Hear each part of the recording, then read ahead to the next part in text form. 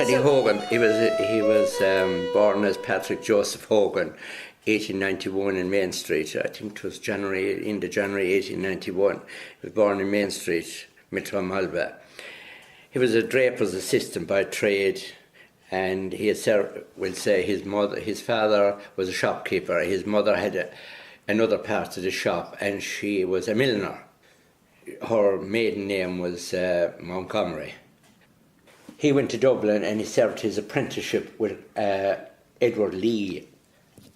They were drapers Edward Lee was a self-made man, and he had 4 or 5 high-class men's and ladies outfitters in Dublin, and he served his apprenticeship there. He was in the Rathmines shop. He was in from 2 to 4 Rathmines Terrace in Dublin.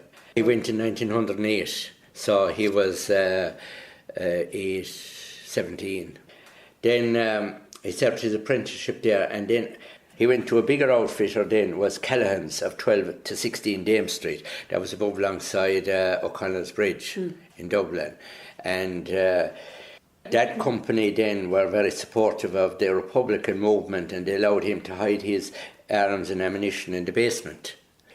They gave him time off and whatnot during the War of Independence, and they took him back after being interned and so forth. And he was sworn into the IRB by Thomas Hunter. Thomas Hunter was the fellow who founded the IRB, Irish Republican Brotherhood, and he was sworn in there, sworn into that group by him. Then he joined the Volunteers when it started, but it was Captain Edward Daly was his commanding officer that time. He was from Limerick, and that was the start of a long association with the Dalys.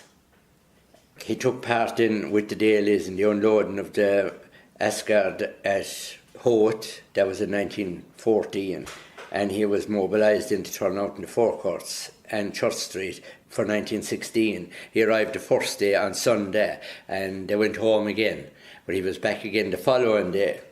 So he went down to Church Street, and he was under the command of an Edward Daly. He was a first cousin of Captain Frank Daly. They were both Dalys were all in charge of the forecourts.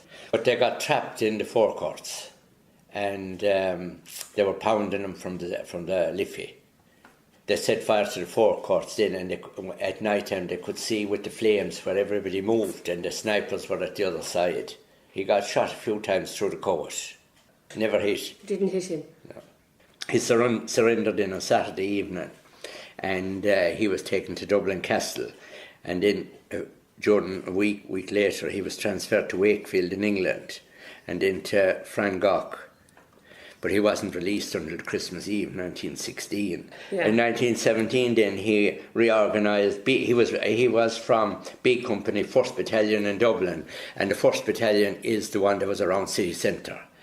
1917 then he was back to reorganise the B Chi of the 1st Battalion then, and he was active in recruiting and anti-conscription meetings, creating mayhem as usual. His sister then, she was in Dublin in 1916 as well. But I said it earlier on, she went... You're saying her name was Helena? Helen. Yeah, Helena was... And that's your grandmother? Yeah. She was teaching in the convent for the nuns in Clonlara. She was in on Easter Monday. She was living in the same flat as he was in Dublin. She was living in 53 Clonlara Road in Dublin. All the Clare people lived in Drumcondra. She was there when he was marching down to on Monday, when they were on holidays. Probably at the time it was Easter Monday, and she saw him marching down to the forecourts, and they immediately started building barricades across the street. That was pulling out the furniture and desks and things out of places, and making barricades across the street. And later then she cycled back in that evening with his overcoat, and she had a job finding him, but she get past the court him anyway through a broken window. And then she came back again on Tuesday, I suppose, with Grove and whatnot, but she was sent off straight away then on Tuesday for buy cigarettes and tobacco for individuals. And when she returned then with that message, then a fella, she didn't know, she says, a fella in uniform put 30 shillings into her hand and told her bring back 5 bottles of whiskey. And on Wednesday she couldn't get next to near the place. So then after, when she went back into the school, they sacked her and they wouldn't give her a reference. So she got involved in the national aid and prisoners' dependents collections all over Dublin and so forth. And she maintained accommodation then until he was released in Christmas 1916. So then she had nothing, there was nothing for her in Dublin, and she went back home. Then in 1917 she went back home. And there was a local curate down here in Clonlara, a fellow called Patrick Smith. He was a strong Republican individual. She got the job in Clonlara School then through him. And she started, according to the school, she started on the 1st of June 1917. She remained there until she retired in 1961. I was there in 66 actually. I was in Dublin in 66 for that parade. The thing about it was in 1966 I went around, what struck me in Dublin was every shop, every house, private or not, they all had a photograph or something related to 1916 on the window.